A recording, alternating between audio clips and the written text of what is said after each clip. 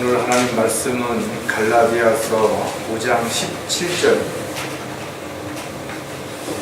갈라디아서 5장 17절 말씀을 제가 받들겠습니다. 육신은 성령을 거스르려 욕심을 부리며 성령은 육신을 거스르려니 이들은 서로 반목하여서 너희가 하고자 하는 것을 하지 못하게 하느니라. 잠깐 말씀 위해서 기도드리겠습니다.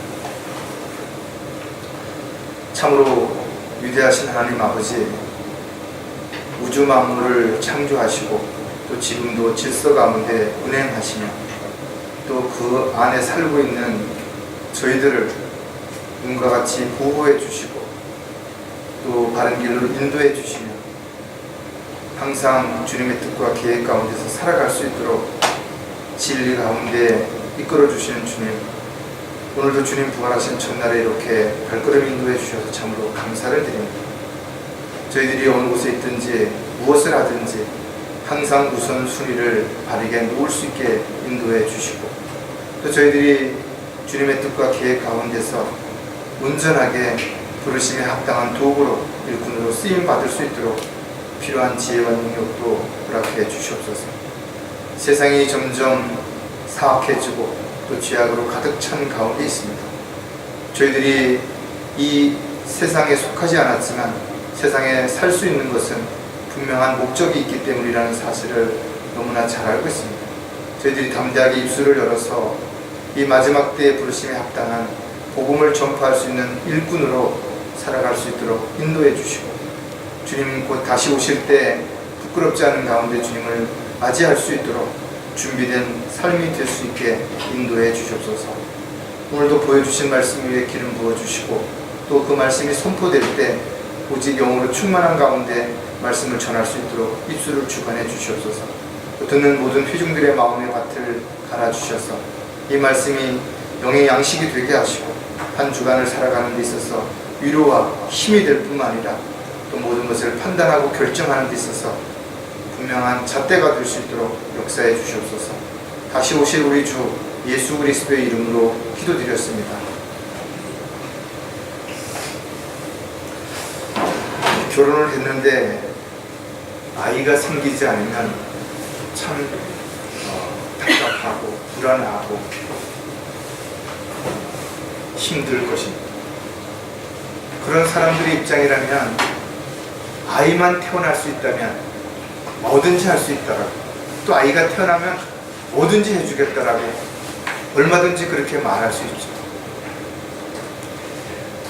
학생들이 좋은 대학을 가기 위해서 참으로 오랜 기간 동안 열심히 공부합니다. 좋은 대학에만 들어갈 수 있다면 내가 정말 열심히 공부하려고,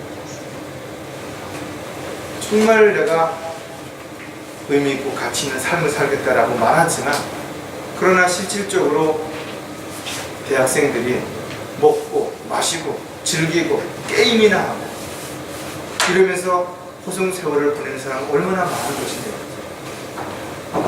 우리나라 지금 청년 실업이 얼마나 많습니까? 그 사람들이 모두가 내가 직장에 들어갈 수만 있다면 정말 열심히 일하겠다 라고 다 생각할 수 있죠. 그러나 수많은 직장인들이 직장을 이직하고 사표를 내고 해고를 당하고 사랑하는 사람하고 결혼만 할 수 있다면 어떤 것도 감수하겠다라고 말하죠. 그러나 이혼하는 사람들이 얼마나 많은 것인가 이거죠. 사람들이 살아가는 동안에 일을 하든지 돈을 벌든지 뭐 예술을 하든지 운동을 하든지 힘들지 않은 것은 어디도 없어요.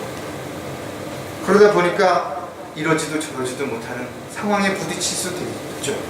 할 수도 없고 하지 않을 수도 없는 입장이 될 수도 있다는 것입니다.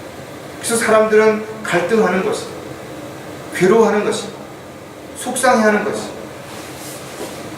갈등이라는 단어를 제가 사전에 찾아봤더니 개인의 정서나 동기가 다른 정서나 동기와 모순되어서 그 표현이 저지되는 현상으로 인간의 정신생활을 혼란하게 하고 또는 내적 조화를 파괴하는 것을 갖다가 갈등이라고 말한다. 좀 어렵죠. 쉽게 생각하면 한문의 갈등이라는 단어가 칡갈자와 등나무 등자예요. 그러니까 칡과 등나무는 생긴 게 아주 비슷하게 생겼습니다. 그러니까 얼핏 보면 등나무인지 칡인지 구분이 안 되는 것이에요. 그러니까 자기가 칡을 만약에 산에 가서 칡을 준비해갖고 오려고 가보니까 등나무하고 칡하고 같이 있는데 어느 게 칡이고 어느 게 등나무인지 구분이 안 되는, 이게 갈등이라는 것입니다. 즉 내가 어떤 일을 해야 되는데 해야 될지 하지 말아야 될지에 대한 어떤 확신이 안 서는 거예요. 선택을 못하는 거예요. 그래서 마음의 갈등을 느끼게 된다는 것입니다. 오늘 설교 제목은 구원받은 이후에도 갈등하는 세 가지 이유입니다. 세 가지. 구원받은 이후에도 갈등하는 세 가지 이유. 여러분들이 주변에서 만약에 어떤 사고라든지 또는 어떤 질병으로 인해서 죽음 앞에까지 갔던 사람들의 이야기를 들어본 적이 있을 것이에요. 그들은 하나같이 자기가 새로운 인생을, 제2의 인생을 덤으로 살고 있다라고 말한대요. 상당 부분의 사람들은 이런 어려움을 한번 겪었으면요, 사실 세상에 대해서 욕심을 많이 내려놓습니다. 그리고 마음이 훨씬 더 편안해진 거예요. 그러나 또 어느 정도 시간이 지나게 되면 똑같아집니다. 가족들도 마찬가지죠. 이런 상황에 처해 있는 자신의 가족들 앞에서 수술실에 들어가 있는 그 가족을 기다리면서 사람들은 바깥에서 뭐라고 얘기하냐죠. 사람만 나와라 이거죠. 옆에만 있어 주기만 해도 내가 뭐 다 해주겠다. 맛있는 것도 많이 사주고 뭐도 해주고 뭐도 다 해주겠다. 잘못을 해도 내가 화도 안 내고 다 용서해주겠다 이거죠. 얼마나 가냐.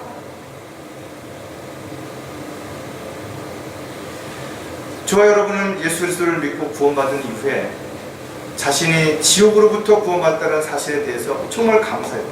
내가 이제 지옥에 안 가기 때문에 이 세상에서 어떻게 살더라도 하나님 앞에 감사하며 살 것이다. 불평하지 않는다. 어떤 상황에도 나는 남을 탓하거나 원망하지 않고 오히려 감사하며 살겠다라고 그렇게 고백했을 수 있다. 아니 고백했겠죠 다. 그런데 살다 보니 아주 사소한 문제로 인해서 갈등이 오는 거예요. 사소한 일로 인해서 우선순위가 바뀌는 것입니다. 여러분 사도 바울을 한번 생각해요. 사도 바울도 갈등의 시기가 있었다라는 거예요.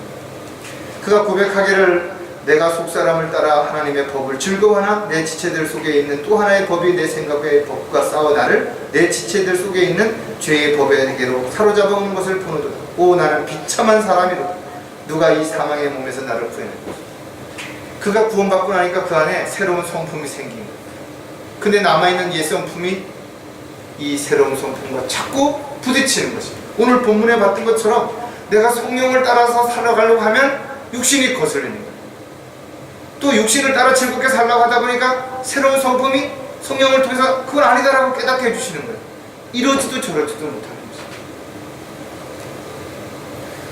여러분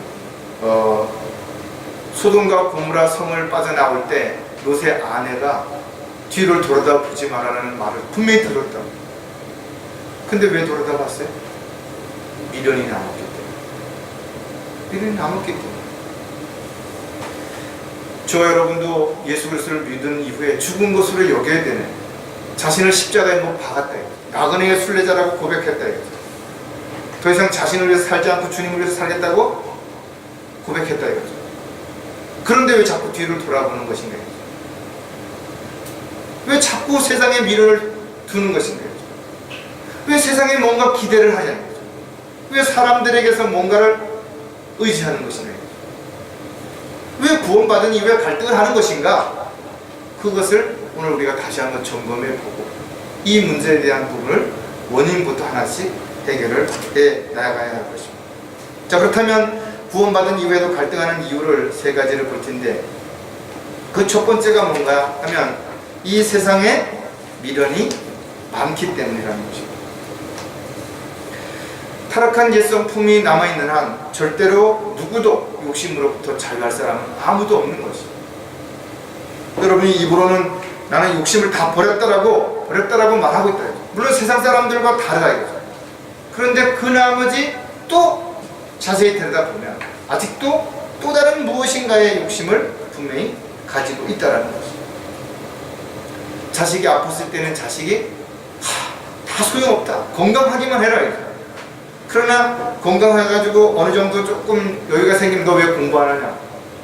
바로 나오죠. 우리는 많은 기대를 세상에 가지고 있다 이거죠. 아니 그 기대를 가지고 있는 것이 어떻게 보면 자기가 원하는 걸 성취하기 위해서가 아니에요. 다른 사람이 원하는 걸 자기가 성취하기 위해서 사실은 불평한다라는 거예요. 나하고 상관없는 일이에요. 처음부터 그 일을 할 필요도 없고 해서는 안 되는 일인데 세상이 나를 그렇게 만드는 것입니다. 그래서 사람들 앞에서 나는 이런 사람이다. 난 이런 일을 할 수 있다. 난 이런 일을 했다. 이거를 자랑하고자 하는 이것 때문에 자신과는 무관한 일에 끌려다니는 거죠. 수많은 사람들이 이 틀에서 못 벗어난다는 거예요. 인간의 욕심은 성경에 뭐라고 기록되어 있어요? 만족할 수가 없다라는 거예요. 만족할 수가 없다라는 거예요. 그러니까 내가 무엇인가를 욕심을 채우기 위해서 노력한다든지 그것을 내가 얻어서 만족하는 사람은 없다라는 거예요.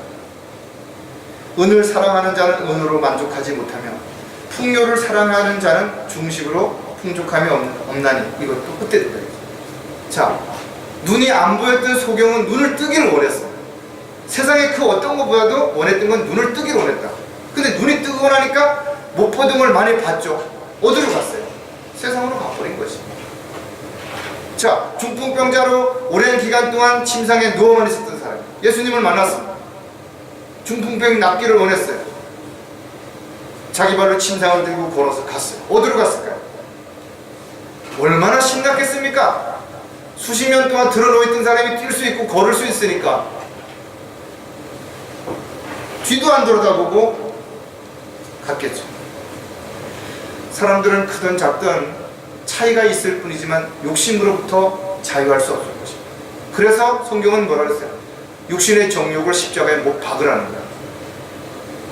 내가 그것을 매일 박지 않으면, 매일 나는 죽노라고 고백하지 않으면 끊임없이 욕심이 계속 올라오는 것이 계속. 무엇을 보면 갖고 싶고, 무엇을 보면 하고 싶고, 어디 가고 싶고. 그래서 자신과 현실에 대한 부분들을 돌아볼 때 불평하게 돼, 원망하게 돼, 남을 탓하게 될 수밖에 없다는 것입니다. 사람이 갈등하는 가장 큰 이유는 세상에 대한 미련을 버리지 못하기 때문인 것입니다. 여러분들도 여전히 예수님을 믿고 구원받은 이후에도 주변 사람들하고 비교하는 거예요. 새로운 아파트들이 계속 지어지니까 더 큰 아파트 어쩌다가 친구네 또는 아는 사람 집에 가보고 나니까 이런 아파트 살고 싶은 마음 드는 거예요. 준 것에 자꾸 속속해가지고 들락날락 그래야 되는데 옆에 차 보니까 차들 너무너무 좋아. 핸들도 따뜻해지고 말이야. 의자도 왔다 갔다 자기 막 하고 또 가고 싶은 마음이 드는 거야. 남들 입은 옷본이 철 따라서 멋있는 옷 사입니다.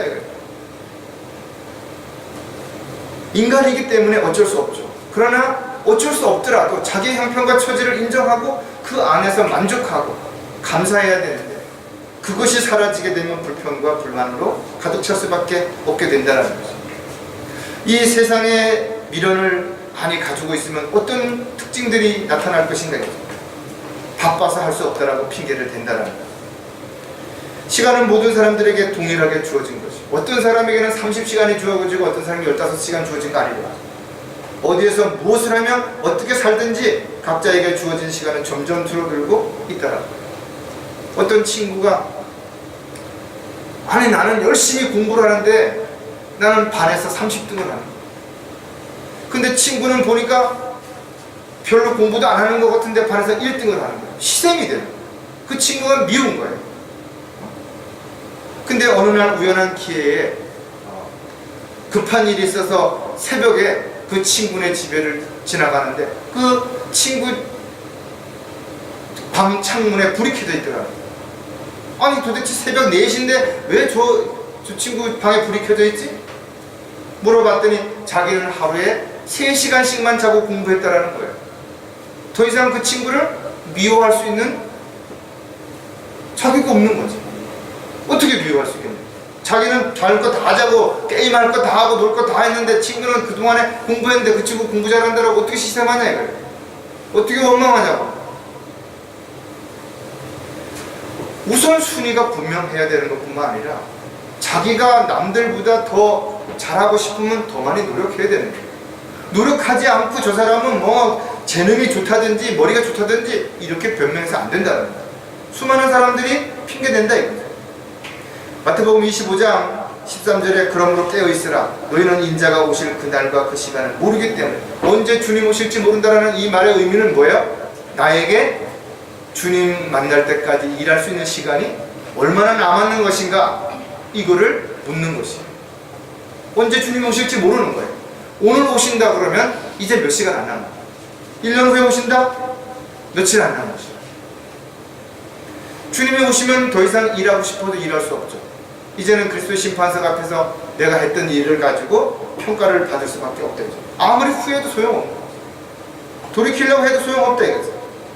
이럴 줄 알았으면 공부 열심히 할 거, 이럴 줄 알았으면 일 열심히 할 거, 이럴 줄 알았으면 열심히 운동할 거. 끝나고 나서 후회해도 소용없다 이거죠. 성경은 시간을 사서 얻으라. 이는 그 날들이 악하기 때문에. 여러분, 시간이 남으도록 가서 성경을 읽고 시간이 남으도록서 하나님 일하고 그러냐 이거죠. 그런데 핑계댄다. 난 시간이 없어. 뭘 할 수도 없고 뭘 할 수도 없고. 여전히 그런데 하루 24시간을 보면 다른 일들은 많이 할 수 있다 이거죠.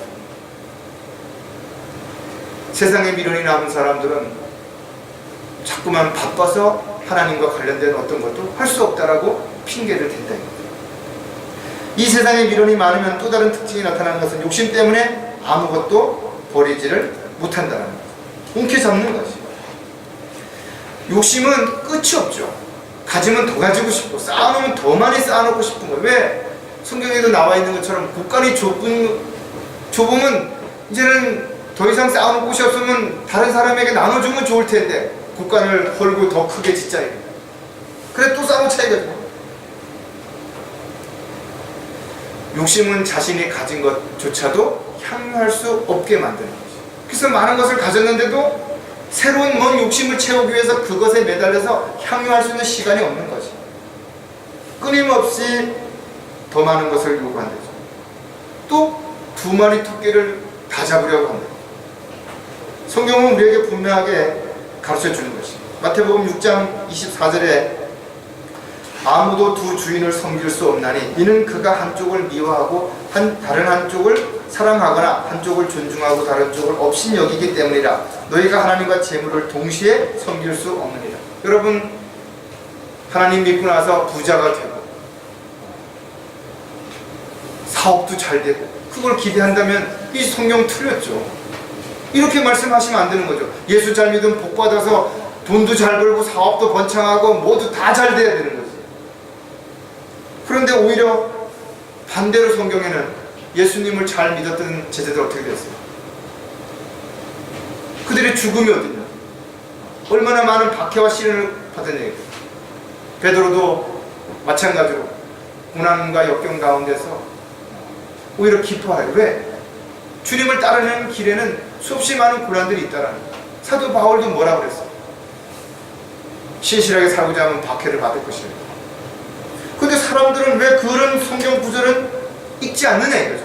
왜 그런 구절들은 왜 그냥 지나치고 뭔가 많은 걸 주고 편안해지고 그러면은 그것이 예수님을 잘 믿는 거라고 착각하는 것이에요. 진정하게 주님의 은혜와 사랑 가운데서 살기를 원한다면 버리는 것이 먼저 되어야 되는 것이에요. 사도 바울은 자신이 가진 지식들을 먼저 버림으로 인해서 진리의 지식을 채웠다는 거죠. 진리의 지식을 얻기 위해서 그가 먼저 버렸다는 거죠. 여러분들이 하나님의 은혜로 충만해지려면 먼저 욕심을 버려야 된다는 거예요. 주님이 주시는 그 사랑으로 충만해지려면 여러분 세상적인 욕심을 버리지 않으면 하나님의 사랑이, 하나님의 은혜가 들어갈 자리가 없는 거예요. 두 가지 동시에 할 수 없다. 왜? 주는 자가 복이 있다라고 성경에 기록해놨네 이거죠. 분명 쌓아놓는 사람이 복이 있고 많이 쌓아놨다고 자랑하는 사람이 복이 있다라고 세상은 이야기하는데 왜 성경은 주는 자가 복이 있냐 이거죠. 바보지. 그리스도인들은 이 세상에서 얻는 것들을 아무것도 가져갈 수 없다는 거죠. 하늘에 쌓아놓은 유업만이 그래서 심판서 앞에서 상과 유업을 받는 근거가 되는 것이다. 아무것도 없다 이거죠. 자신이 가진 모든 것들은 다 주님의 것이라고 인정해야 내려놓을 수 있어요. 그래야 자기 마음대로 쓰지 않기 때문에 절제할 수 있고 자기가 쓸 때는 주님 앞에 물어보겠죠. 욕심 때문에 사람들은 버리지 못한다. 계속 움켜잡고 더 많은 걸 움켜잡으려고 욕심을 채우기 때문에 만족도, 감사도, 기쁨도 없어요. 세상에 미련이 많으면 세상 신인 마귀에게 틈을 주게 된다는 거죠. 여러분들이 원하는 것을 하나님도 알고 계시지만 마귀도 아는 것이에요. 마귀는 여러분들이 어떤 부분이 취약한지 다 알고 있다고 했잖아요. 어떻게 하면 여러분들이 넘어갈지 그 유혹하는 방법도 알고 있다는 거예요. 그래서 여러분들이 틈을 주게 되면 마귀에게 속을 수밖에 없는 거고 속고 나서도 속은 줄도 모른다는 거예요. 왜? 자기 스스로가 영적인 귀와 눈을 닫았기 때문에. 마귀는 이 세상의 통치자의 신이라 했죠. 영광스러운 복음의 광채가 비치지 못하도록 막는 것뿐만 아니라 신실한 그리스도인들이 영적으로 성장하지 못하도록, 헌신하지 못하도록, 주님의 일을 할 수 없도록 어떻게 하겠어요? 수단과 방법을 가지지 않고 막는다는 거예요. 지역교회가 강성해지지 못하도록 마귀가 막는다는 거예요. 그러나 우리는 분명히 알 수 있는 거죠. 갈라디아서 6장 7절에 속지 말라. 하나님은 우롱당하지 아니하시느니라. 이는 사람이 무엇을 심든지 그대로 거둘 것이기 때문에. 심지 않았는데 뭔가 거둘 수 있겠지, 뭔가 거둘 수 있을 거야, 기대하지 말라라는 거죠. 내가 주님을 위해서 일한 것이 없는데 그리스도의 심판석 앞에서 상과 유혹을 받을 것이라고 착각하지 말라라는 것이다. 속지 않으시는 거죠. 여러분 스스로가 아무리 자신을 최면을 걸고 나는 그래도 뭔가 주님을 위해서 많은 일을 했다라고 생각할지 모르지만 실질적으로 한 것이 없으면 한 게 없는 것이다. 마귀는 눈에 보이는 것들로 영적 무지한 사람들을 속이죠. 구원받은 사람일지라도 그가 정신을 차리고 깨어있지 않다면 마귀는 그 틈새를 비집고 들어와서 너는 괜찮다 이거죠. 너만은 그럴 수도 있다 이거죠. 끊임없이 마귀는 이브에게 했던 것처럼 달콤한 말로 때로는 협박을, 두려움을 주문을 해서 여러분들이 하나님의 뜻과 계획 가운데서 주님이 원하시는 일을 하지 못하도록 그렇게 만든다.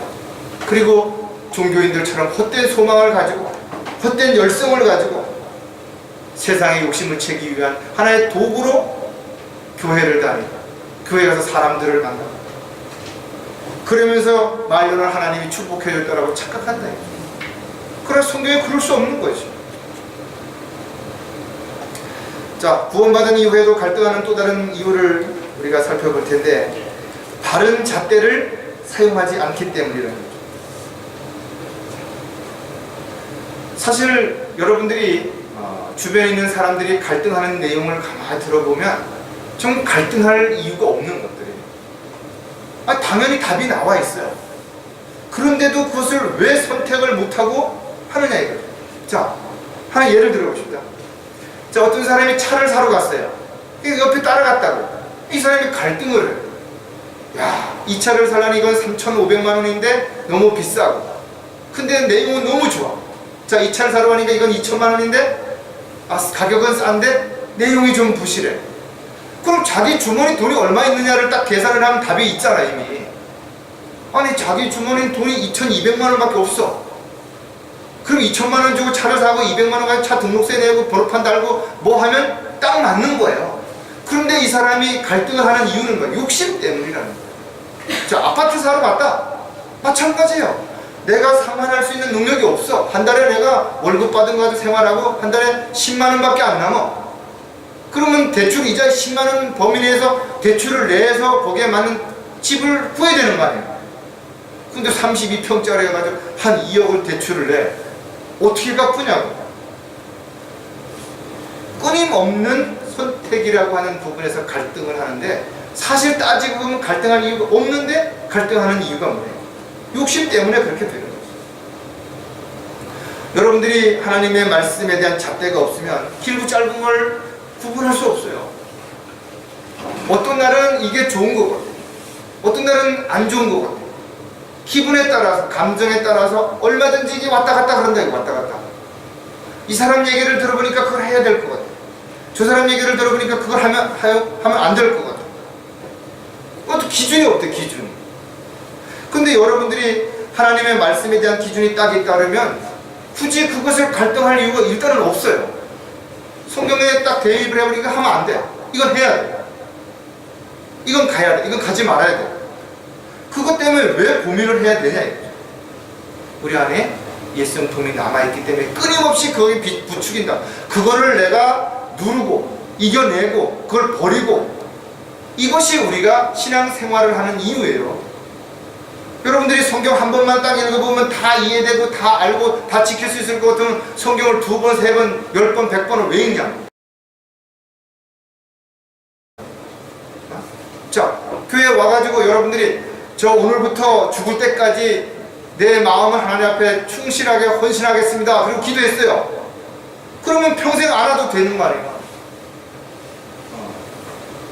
그런데 왜 매주 예배를 드리러 오냐 이거죠.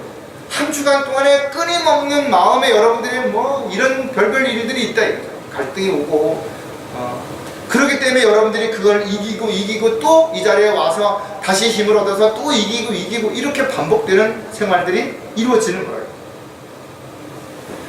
자신의 경험, 자신의 지식, 자신의 능력을 잣대로 삼으면 수시로 언제든지 변하게 되죠. 그래서 무질서해지는 거예요.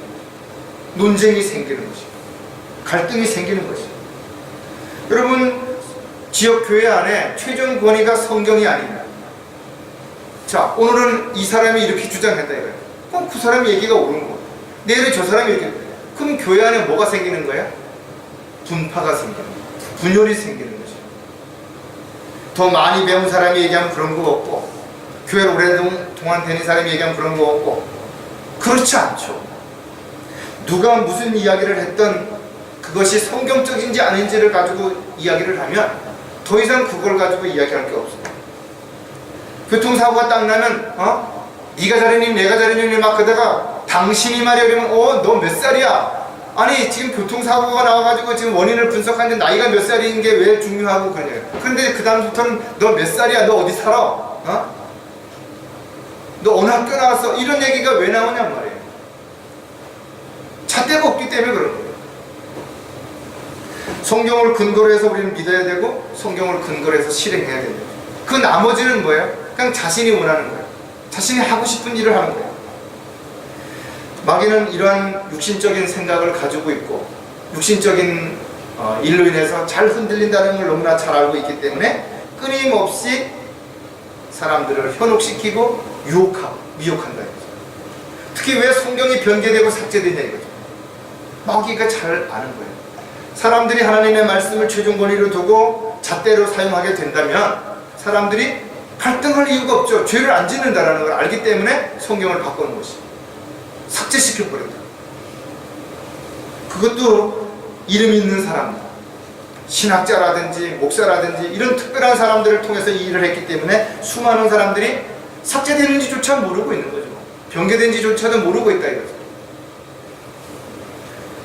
종교적 열성을 내면서 자기는 다른 사람들보다 믿음이 좋다라고 더 많이 헌신한다고 착각하면서 열심히 교회만 다니는 사람들도 얼마든지 있을 수 있다 이거죠. 영적으로 성장하지 못하면 하나님의 말씀을 알지 못해요. 성령으로 충만하지 못하면 언제든지 마귀에게 속을 수밖에 없대요. 잣대가 없으면 언제든지 틀릴 수 있고 언제든지 흔들릴 수 있고 언제든지 잘못 판단하고 결정할 수 있다는 거예요. 다른 잣대를 사용하지 못하면 또 이런 특징들을 우리가 알게 되는데, 그 중에 하나가 자신의 입장에서 판단하려고 한다. 모두가 다 자신의 입장이에요. 너도 내 입장이 돼봐라.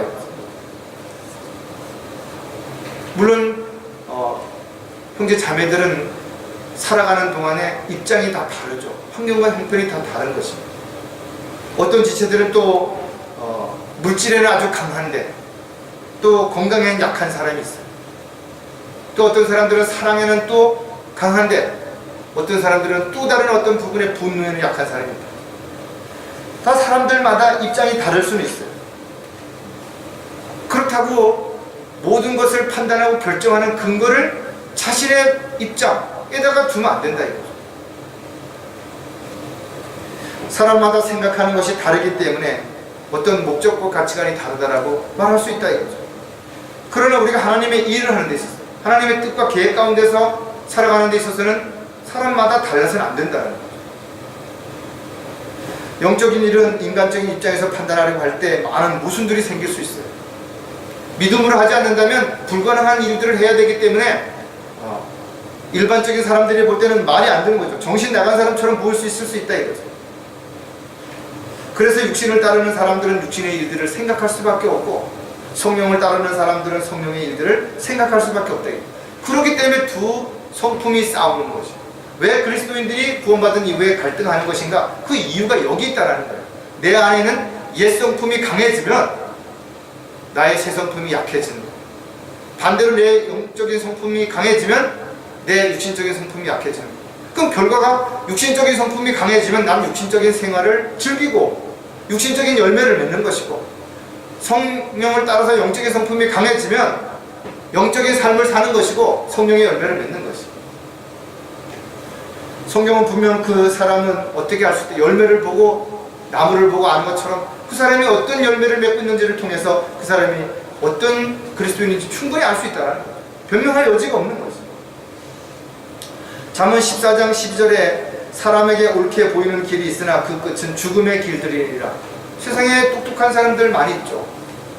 성공한 사람, 훌륭한 사람, 존경받는 사람 많이 있다. 그러나 그 사람들이 하는 말이 옳은 건 아니라는 거예요. 옳을 수도 있고 옳게 하는 부분도 있을 수는 있지만 모든 말이 옳지 않다는 거예요. 선을 행할 수도 있죠. 그러나 악을 행치 않는 사람은 아무도 없다는 거예요. 이것이 인간이랍니다. 인간은 모두 거짓말쟁이랍니다. 거짓말을 적게 할 뿐이고 약하게 할 뿐이라는 것이. 하나님께서 각 사람을 부르시는 방법도 다르고 부르심을 받았을 때 처해 있는 입장도 다르고 부르신 다음에 쓰이는 도구로서의 역할도 다르고 있어야 할 자리도 분명 다르다라는 것입니다. 그러나 그들 모두가 무엇을 근거로 해서 그것을 판단하고 결정하고 실행하는 것인가? 하나님의 말씀이라는 것입니다. 간증은 간증으로 끝나야 된다 이거죠. 내가 이렇게 했으니까 너도 이렇게 해라. 아니는. 단지 내가 이렇게 한 것이 다른 지체들에게 어떤 위로가 될 수도 있고 도전이 될 수도 있겠지만 그러나 다른 것이. 하나님께서는 나에게 허락하셨다면 내가 그것을 할 수 있었기 때문에 그것이 감당할 수 있었기 때문에 가능한 거죠. 여러분 고난을 허락하셨을 때도 동일한 거죠. 하나님께서 여러분들에게 고난을 허락하셨다면 일단 감사해야죠. 왜? 여러분이 그 고난을 이겨낼 믿음이 있다는 걸 보셨기 때문에. 그러나 이겨내야 되는 건 누가 해야 되는 거예요? 여러분의 몫이라는 거예요. 그리고 그 이겨내는 과정에는 고난의 그 과정에는 고통과 아픔과 어려움이 수반된다는 거예요. 그러나 그 고난을 이겨내면 그로 인해서 얻는 것이 훨씬 크다라는 거죠. 그것을 아는 것, 그리고 알고 그것을 믿고 실행하는 것, 이것이 성숙한 그리스도인의 모습이라는 거예요. 수많은 사람들이 이런 부분에서 포기한다 이거죠. 바른 잣대를 사용하지 않으면 또 이런 특징이 나타나는데 하나님의 약속에 대한 확신을 가지지 못한다. 성경에는 수많은 약속들이 있죠. 근데 그것을 믿지 않는다면 어떻게 기다릴 수 있냐 이거죠. 하나님의 약속을 믿지 않는다면 어떻게 실행에 옮길 수 있겠냐 이거죠. 세상에는 보장도 되어 있지 않은 수많은 약속들이 있다. 특히 정치인들이라든지 이런 사람들은 수많은 공약을 앞세운다. 그리고 시간이 되면 환경과 여건이 어떠하다든지 또 시대가 바뀌었다든지 뭐 입장이 바뀌었다든지 그래서 약속을 어기거나 약속을 파기하고 바꾸거나 한다 이거죠. 세상에 확신도 줄 수 없는 그런 수많은 약속들을 믿고 사람들은 종교적인 열성을 가지고 모든 걸 다 시간을 들이고 물질을 들이고 이러는 사람들도 얼마든지 있을 수 있다. 그리스도인들에게 무엇보다 필요한 것은 자신이 하는 일이 확신이냐 이거죠. 사도 바울이 고린도 교회에 편지할 때의 이야기처럼 너희가 하는 그 일로 인해서 헛되지 않다라는 것을 너희 스스로가 알고 있다라는 거예요. 여러분들이 그것을 모르면 헛수고한다. 자신이 왜 일을 하는지, 왜 고난을 받는지, 왜 이것을 감당해내야 되는지를 모른다면 헛수고하는 거예요. 저와 여러분은 하나님의 말씀을 통해서 확신을 가져야 된다. 설교를 듣고 교제하는 가운데 하나님의 말씀이 잣대가 됐을 때 확신을 가져야 된다.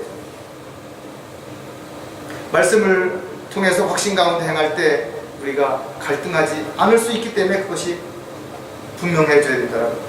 고린도후서 3장 4절에 우리는 하나님을 향한 그런 확신을 그리스도를 통하여 가지는 거예요. 우리가 성경을 읽을 때 성령께서 역사하지 아니하시면, 지각을 열어주시고 조명을 주시지 않으면, 또 믿음이 없으면 확신할 수가 없는 것이고, 그래서 저와 여러분은 그리스도를 통해서 확신을 가져야 되는 것이고, 그리스도를 통해서 능력 가운데 행할 때 모든 일을 할 수 있게 된다는 거죠. 즉 주님을 떠나서는 아무것도 할 수 없다는 거죠.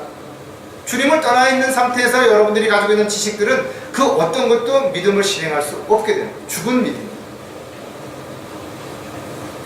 어떻게 하면 더욱 하나님을 기쁘시게 할 것인가? 어떻게 하면 주님께 영광을 돌려드릴 것인가?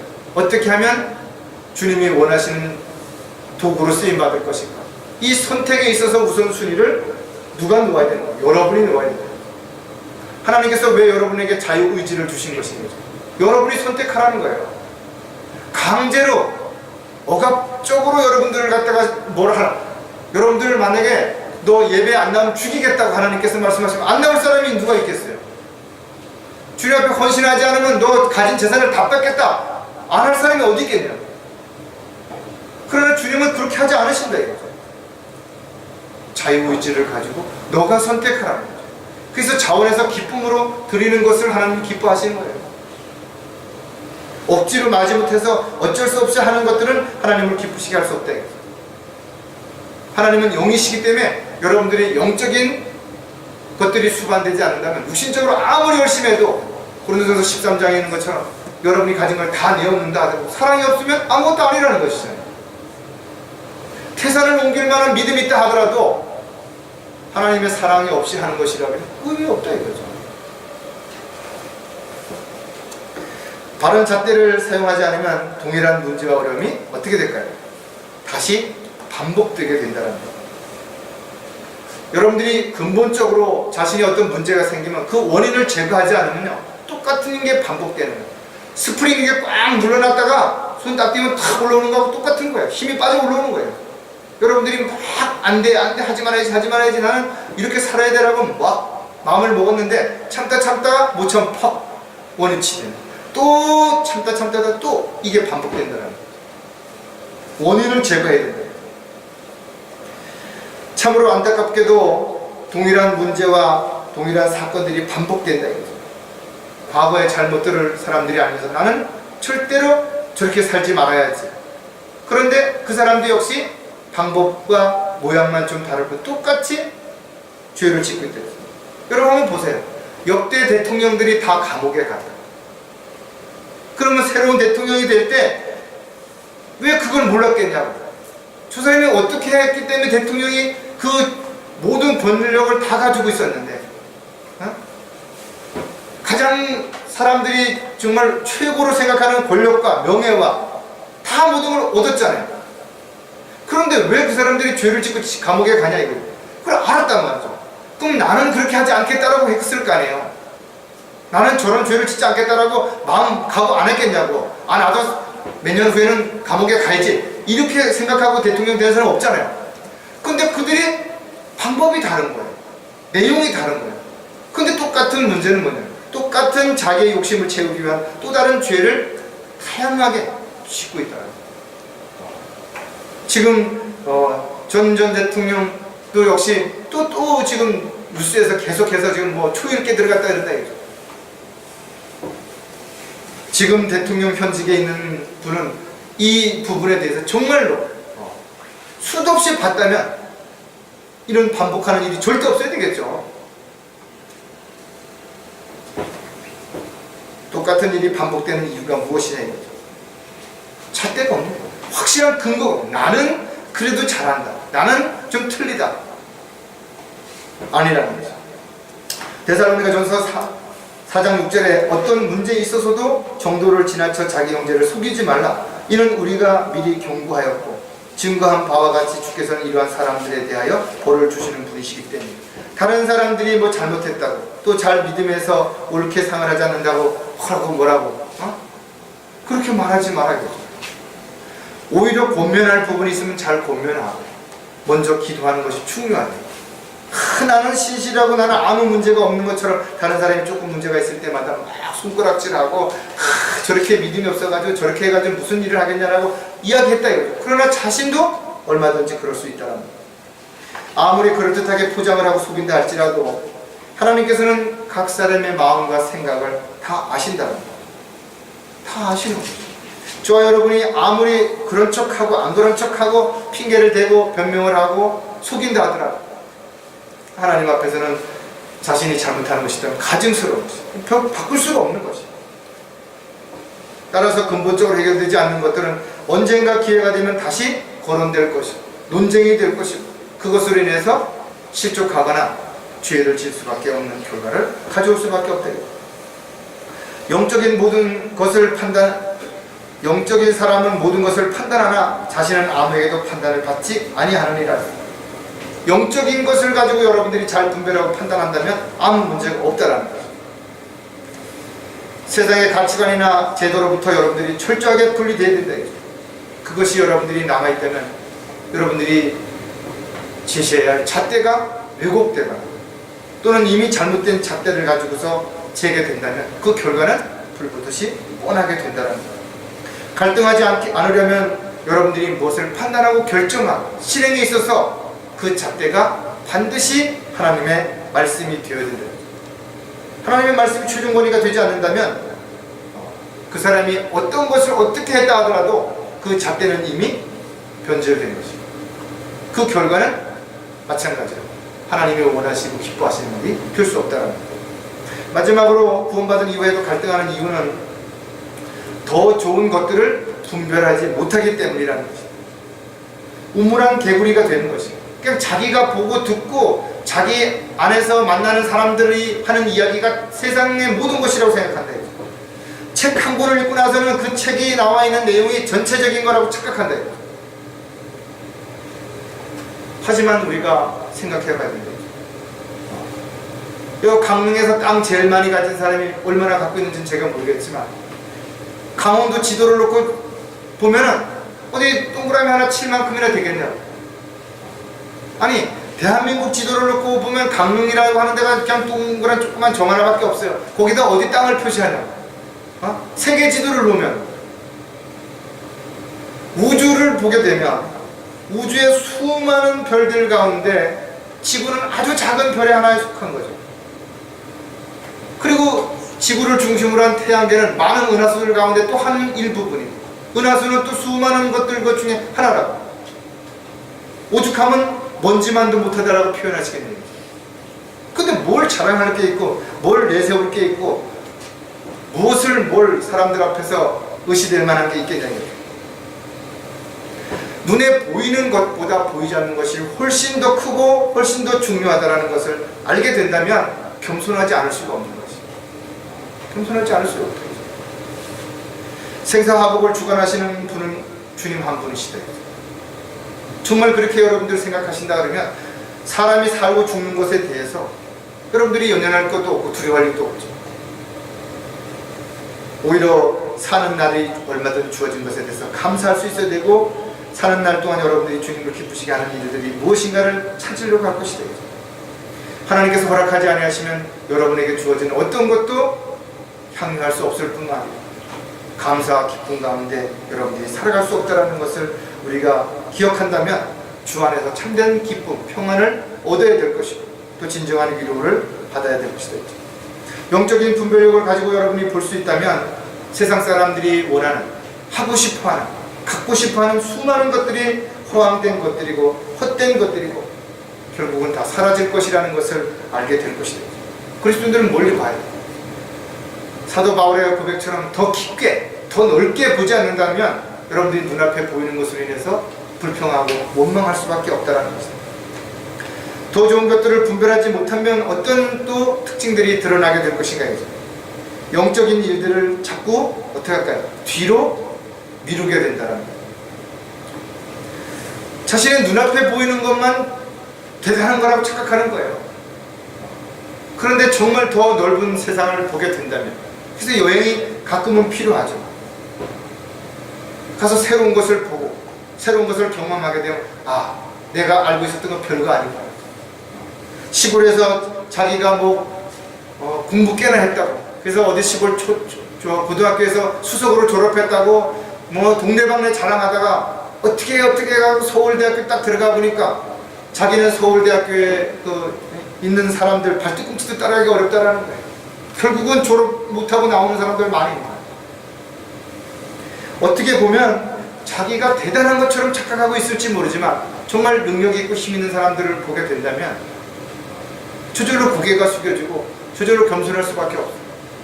여러분들이 스스로 나는 믿음이 좀 좋다, 난 열정이 대단하다 라고 착각하다가 정말 신실한 형제자매들을 만나서 교제해보면 정말 난 아무것도 아니구나, 고개 숙여지죠.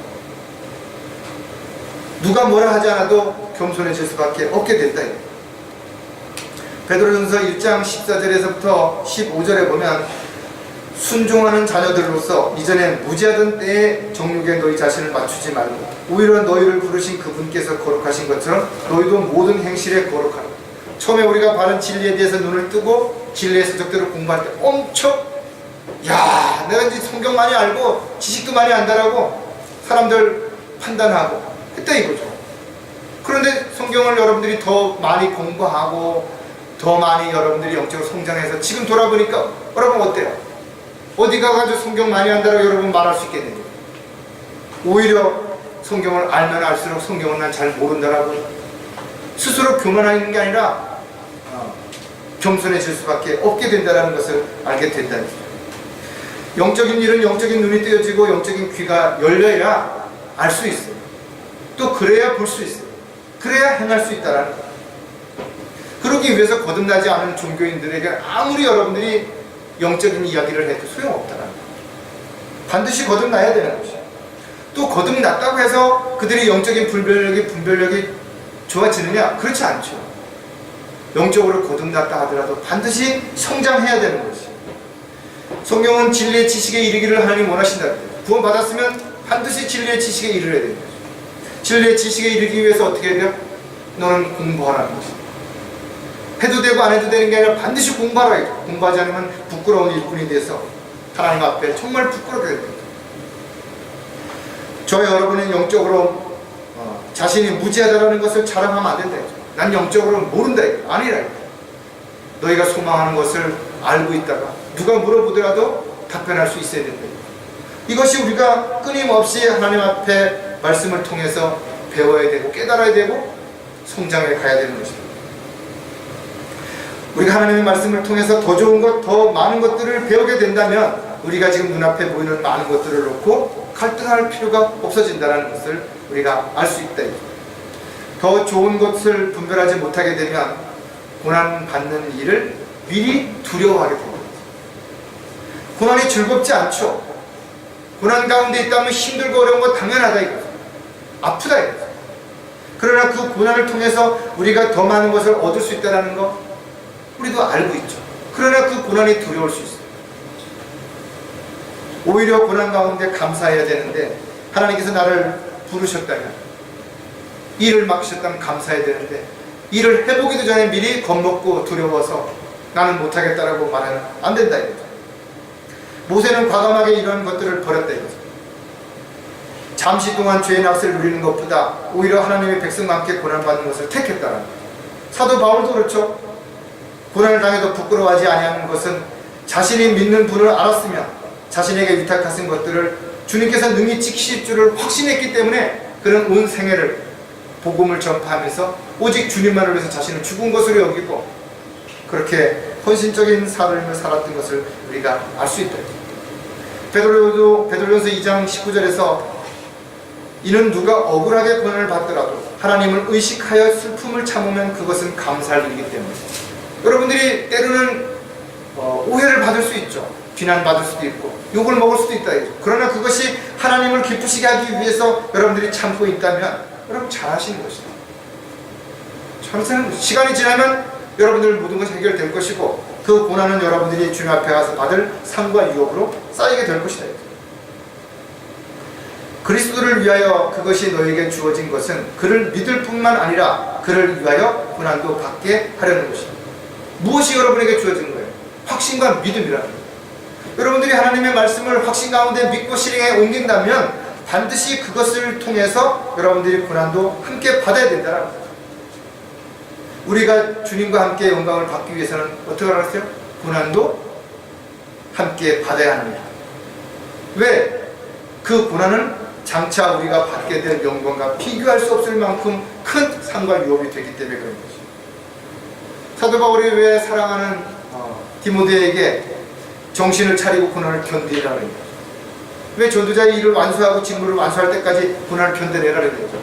고난이 뒤따르게 되는 것이지만 그걸 견뎌내야 주님을 기쁘시게 해드리는 삶을 살 수 있기 때문에 그렇게 말하는 것입니다. 고난을 자초하는 그리스도인들은 갈등하지 않을 수 있다는 거죠. 더 좋은 것을 분별하지 못하게 된다면 이런 특징이 또 있게 되는데 산 소망을 가지고 살지 못하게 된다는 거죠. 어떤 소망을 가지고 살아야 돼요? 죽은 소망, 헛된 소망, 이루어지지도 않을지도 모르는 그런 허황된 소망을 가지고 살아간다. 우리가 성경을 읽어보면 눈으로 보는 것보다 보이지 않는 것이 훨씬 더 중요하다는 것을 알게 된다 이거죠. 앞으로 저와 여러분이 주님 모시게 되면 영광스러운 몸으로 변모돼서 썩지 않을 몸으로 변모돼서 순식간에 올라가게 된다. 이것이 지금 눈에 보이지 않지만 우리는 이런 것들을 성경을 통해 본다. 그리스도의 심판석 지금 눈에 안 보이지만 우리가 머지않아 주님 앞에 서서 상과 유업을 받게 되는, 수치와 멸시를 받게 되는 이런 부분에 대한 그리스도의 심판석을 그려볼 수 있다 이거죠. 대환란이 끝나고 천년왕국 동안에 주님과 함께 천년 동안 통치하는 자신의 모습을 한번 생각해 보라 이거죠. 온갖 보석으로 장식된 새 예루살렘에서 영원히 살 수 있는 것을 한번 그려보라는 것이죠. 그게 산 소망이라는 거예요. 이 세상에 잘 먹고 잘 사는 것을 원한다면 너희가 가장 비참한 사람이라고 왜 성경에 그런 말씀을 기록해놨는 것인가. 더 많은 것을 분명히 볼 수 있는데도 영적인 눈이 감겨서 못 보기 때문에 히브리서 11장 16절에 이제 그들이 사모하는 것은 더 좋은 분야 곧 하늘에 있는 것이다. 그러므로 하나님께서는 그들이 하나님이라 불리는 것을 부끄러워하지 아니하시니 이는 그들을 위하여 한 도성을 예비하셨습니다. 여러분이 정말 이런 하나님의 약속을 믿는 것인가요? 그럼 믿는다면 이 세상에서의 어떤 것에 미련을 가질 필요도 없게 되는 거예요. 여러분들이 약속이 흔들릴 이유가 없다 이거죠.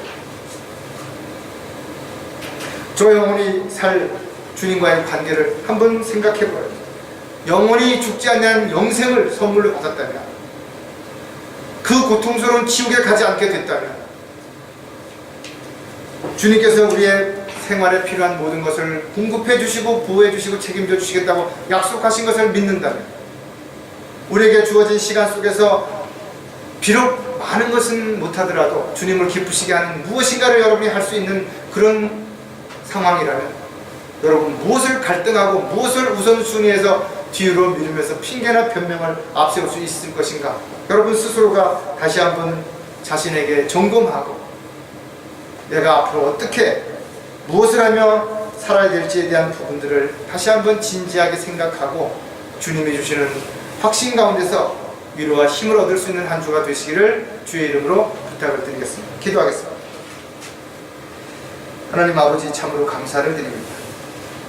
저희들이 살아가는 모든 시간들 속에서 아직도 깊숙이 자리 잡고 있는 육신의 찌꺼기들이 틈만 나면 저희들은 육신적으로 세상적인 것에 마음을 빼앗기게 만들려고 하는 그런 상태에서 저희들이 영적인 삶을 살고자 하는 그 마음과 함께 반목되고 부딪히고 갈등할 때가 너무나 많습니다.